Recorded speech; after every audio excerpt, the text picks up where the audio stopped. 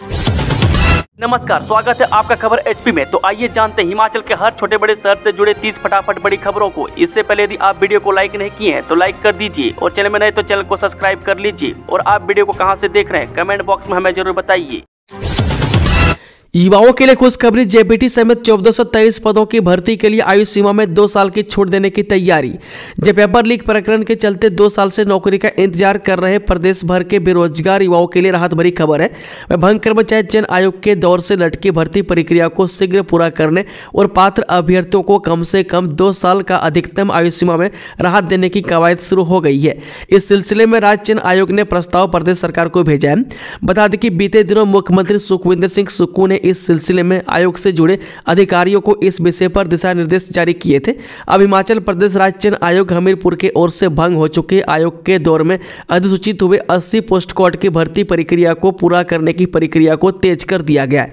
80 post code में प्रदेश के विभिन्न विभागों में कुल 1423 पदों पर भर्ती की जाएगी, जिसमें जेबीटी, जेओए, आईटी सहित विभिन्न पद शामिल है। सीएम सुक्खू बोले, हिमाचल में सेब बागवानी के लिए 500 करोड़ रुपए की योजना बनेगी। हिमाचल प्रदेश में बागवानी विकास के लिए प्रदेश सरकार उच्च घनत्व पौधरोपण को बढ़ावा देगी। प्रदेश सरकार ने HDP2 परियोजना लागू करने का फैसला लिया। मैं HDP2 परियोजना के वित्त पोषण के लिए सरकार विश्व बैंक को प्रस्ताव भेजेगी। वह सोमवार को बागवानी विभाग की समीक्षा बैठक के दौरान यह फैसला लिया गया। वह बैठक में मुख्यमंत्री ने बागवानी विभाग के अधिकारियों को प्रदेश में भंडारण और विपणन व्यवस्था विकसित करने के भी निर्देश दिए। मुख्यमंत्री ने मंडी मध्यस्थता योजना के तहत बागवानों से खरीदे जाने वाले सेब का पैसा डीबीटी सुविधा के तहत सीधे बागवानों के बैंक खातों में भेजने की व्यवस्था लागू करने के भी निर्देश दिए हैं। हिमाचल के हरोली में बनने वाले बल्क ड्रग पार्क में लगेंगी अब 100 औद्योगिक इकाइयां। हिमाचल प्रदेश के जिला ऊना के हरोली में बनने वाले बल्क ड्रग पार्क में अब 100 औद्योगिक इकाइयां बनेंगी। पहले 80 यूनिट बनाए जाने प्रस्तावित थे। यूनिट बढ़ाने और जमीन समतल करने के लिए प्रदेश सरकार ने केंद्र से 500 करोड़ रुपये मांगे हैं। वहीं प्रदेश सरकार ने भी उद्योग विभाग को 50 करोड़ रुपये का अतिरिक्त बजट स्वीकृत किया है। वह केंद्र सरकार ने मार्च 2026 में बल्क ड्रग पार्क को बनाने का लक्ष्य रखा है। ऐसे में प्रदेश सरकार की ओर से इसमें तेजी लाई जा रही है। वह केंद्र सरकार खुद इस प्रोजेक्ट पर निगरानी कर रही है। हिमाचल में 1 जनवरी से ग्रेड 1 और 2 अधिकारियों की बिजली सब्सिडी बंद, ऊर्जा विभाग की बैठक में फैसला। हिमाचल में 1 जनवरी से ग्रेड 1 और 2 के अधिकारियों को बिजली सब्सिडी नहीं मिलेगी। इन उपभोक्ताओं को पूरे दरों के हिसाब से बिल चुकाना होगा। यह फैसला सोमवार को मुख्यमंत्री सुखविंदर सिंह सुक्खू की अध्यक्षता में राज्य सचिवालय में हुई ऊर्जा विभाग की समीक्षा बैठक में लिया गया। मुख्यमंत्री ने अधिकारियों को बोर्ड की कार्यप्रणाली में नवोन्मेषी उपायों का समावेश करने के निर्देश दिए। सीएम सुक्खू बोले, स्कूली पाठ्यक्रम में शामिल होंगे संवैधानिक मूल्य। जब देश में संविधान को लेकर गरमाई राजनीति के बीच हिमाचल की कांग्रेस सरकार ने सरकारी स्कूलों में विद्यार्थियों को संवैधानिक मूल्यों पर आधारित शिक्षा देने का फैसला लिया है। राज्य सचिवालय में शिक्षा विभाग के कामकाज की समीक्षा करते हुए मुख्यमंत्री ने अधिकारियों के स्कूली पाठ्यक्रम में संवैधानिक मूल्यों को शामिल करने के निर्देश दिए। मुख्यमंत्री ने कहा कि राज्य के प्रत्येक विधानसभा क्षेत्र में 6 स्कूलों को सभी आवश्यक सुविधाओं से लैस किया जाएगा। शिमला में आउटसोर्स कर्मियों का प्रदर्शन, 81 ड्राइवर को वापस नौकरी पर रखने की मांग, दी ये चेतावनी। हिमाचल प्रदेश बिजली बोर्ड आउटसोर्स कर्मचारी यूनियन ने सरकार के खिलाफ मोर्चा खोल दिया है। यह आउटसोर्स कर्मचारी बिजली बोर्ड से निकाले गए 81 आउटसोर्स ड्राइवर की सेवाएं बहाल करने की मांग उठा रहे हैं। वह बिजली बोर्ड के राज्य कार्यालय के बाहर कर्मचारियों ने सोमवार दोपहर एकत्रित होकर नारेबाजी की और 81 ड्राइवर को वापस काम पर रखने की मांग उठाई है। बता दें कि आउटसोर्स कर्मचारी यूनियन ने राज्यव्यापी आंदोलन की भी चेतावनी दी है। शीतकालीन सत्र के लिए मिले 316 प्रश्न, एक प्राइवेट मेंबर डे रहेगा। जी हाँ, हिमाचल विधानसभा का शीतकालीन सत्र 18 से 21 दिसंबर तक चलेगा। विधानसभा अध्यक्ष कुलदीप सिंह पठानिया ने मीडिया से बातचीत के दौरान कहा कि सत्र के लिए विधानसभा सचिवालय को अभी तक 248 तारांकित और 68 अतारांकित प्रश्न मिले हैं। नियम 62 के तहत चर्चा के लिए 5, नियम 63 में 1, नियम 101 के तहत 5 व नियम 130 के अंतर्गत 3 सूचनाएं प्राप्त हुई है। पठानिया ने बताया कि इस बार शीत सत्र से शून्यकाल भी शुरू होगा। वह सत्र के दौरान 4 बैठकें होंगी और एक प्राइवेट मेंबर डे रहेगा। वह शेष 3 दिन में सत्ता पक्ष विपक्ष के सवालों का जवाब के अलावा सदन में रखे जाने वाले विधेयकों पर चर्चा होगी। वह विधानसभा की कार्यवाही को लाइव दिखाने के लिए और बजट की जरूरत है। आने वाले समय में इस पर फैसला लिया जाएगा। विधानसभा के विंटर सेशन में सुकू सरकार की परीक्षा। पहला ही सवाल, ओपीएस पर 2 साल में कितने पद सृजित किए, भाजपा ने मांगी है जानकारी। हिमाचल विधानसभा का विंटर सेशन बुधवार यानी कि 18 दिसंबर से धर्मशाला के तपोवन में आरंभ हो रहा है। वह पूर्वाह्न 11 बजे से शुरू होने वाले सत्र के लिए सत्ता पक्ष व विपक्ष ने कमर कस लिए। बेशक सत्र छोटा है और महज 4 दिन तक ही चलेगा, लेकिन इसका पहला ही दिन हंगामेदार होगा। वह भाजपा ने तीखे सवालों के जरिए सरकार को घेरने की रणनीति बनाई है। बता दें कि इस बार पहले ही दिन ओपीएस व नौकरियों के मुद्दे गूंजेंगे। वह पहला ही सवाल ओपीएस यानी ओल्ड पेंशन स्कीम को लेकर है। नेता प्रतिपक्ष ने इस बारे में सवाल किया है। वह विधानसभा की कार्यवाही में प्रश्नकाल के दौरान पहले ही दिन नेता प्रतिपक्ष जयराम ठाकुर की तरफ से पहला सवाल लगा है।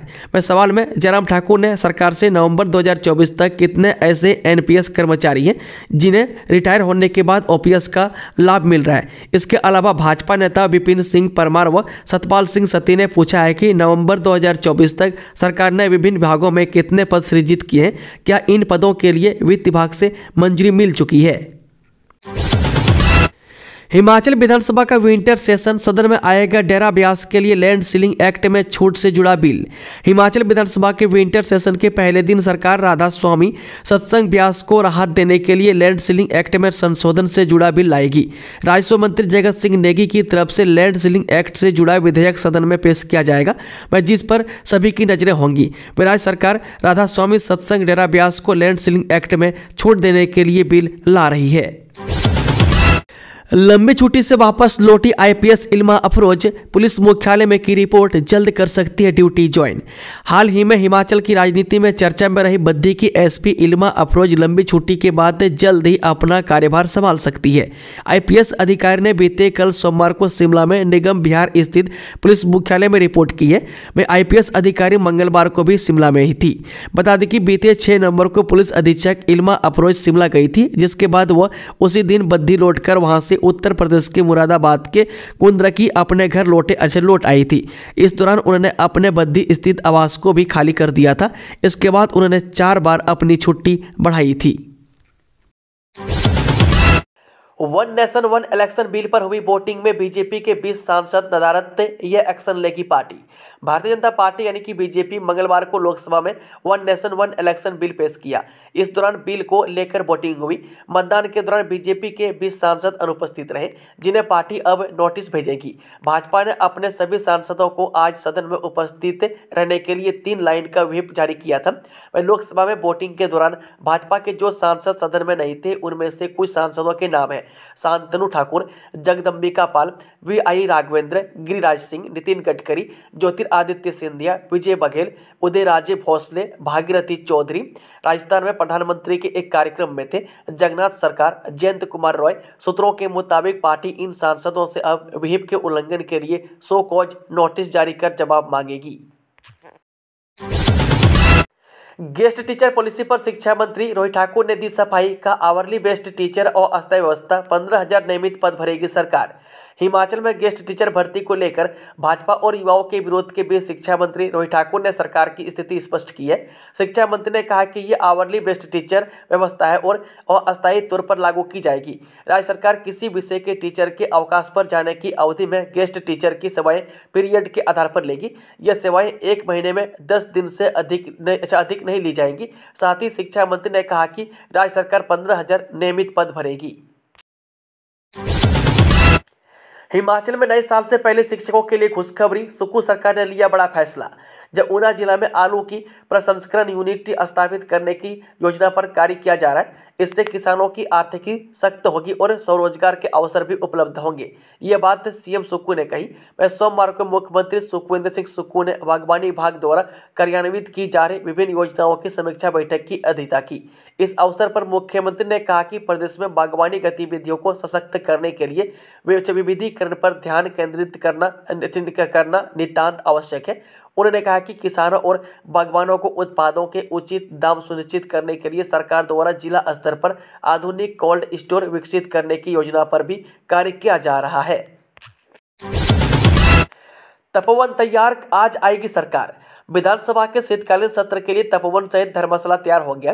विधानसभा अध्यक्ष कुलदीप सिंह पठानिया, नेता प्रतिपक्ष सहित कई विभागों के अधिकारी व कर्मचारी धर्मशाला पहुंच गए। 18 से 21 तक चलने वाली शीतकालीन सत्र को अविलंब चलाने के लिए विधानसभा अध्यक्ष ने सत्र से पहले 17 दिसंबर को सर्वदलीय बैठक बुलाई है। जिला प्रशासन ने भी सुरक्षा सहित सरकार व विपक्ष के अलावा अधिकारियों के रहने व खाने पीने से लेकर तमाम सारी व्यवस्थाएं कर ली है। वही सरकार के स्वागत के लिए विभिन्न भागों में तरोन द्वार लगाने के साथ सरकारी इमारतों पर लाइटें लगाकर पूरे शहर को जगमग कर दिया गया है। विधानसभा अध्यक्ष कुलदीप सिंह पठानिया ने सोमवार को धर्मशाला के तपोवन में होने वाले विधानसभा के शीतकालीन सत्र की तैयारियों का जायजा लिया। वह दोपहर बाद 4 बजे सत्र से संबंधित चल रही तैयारियों का जायजा लेने तपोवन पहुंचे। काजा में सूरज की रोशनी से बनने लगी बिजली। जब काजा में बन रहा 2 मेगावाट क्षमता सोलर पावर प्रोजेक्ट बनकर तैयार हो चुका है। वह तैयार ही नहीं बल्कि यह उत्पादन में भी आ गया है और यहां से बिजली को स्टोर करने का काम शुरू हो चुका है। वह बैटरी बैकअप तैयार करके इससे काजा के लोगों के घरों में बिजली पहुँचाने का दौर शुरू हो गया है। वह पिछले महीने इसका उद्घाटन होना था वह लेकिन किन्हीं कारणों से नहीं हो सका। लिहाजा सरकार ने जनता को राहत देने के लिए उत्पादन शुरू कर देने के निर्देश दिए। अब काजा में इन सर्दियों में बिजली की किल्लत महसूस नहीं होगी। बिजली बोर्ड ने एक केंद्रीय एजेंसी के साथ मिलकर इस प्रोजेक्ट का निर्माण किया है। इस पर लगभग 16 करोड़ रुपए की धनराशि खर्च हुई है और यह बिजली बोर्ड व केंद्रीय एजेंसी का संयुक्त प्रोजेक्ट है। दोस्तों, खबरों का सिलसिला समाप्त होता है। अगर जानकारी पसंद आई हो तो वीडियो को लाइक, शेयर, चैनल को सब्सक्राइब जरूर कर लें और कमेंट बॉक्स में कमेंट करके बताएं कि आप न्यूज़ को हिमाचल के किस कोने में बैठकर देख रहे हैं। Thank you, all the best. जय हिंद, जय हिमाचल, खुश रहें, मस्त रहें।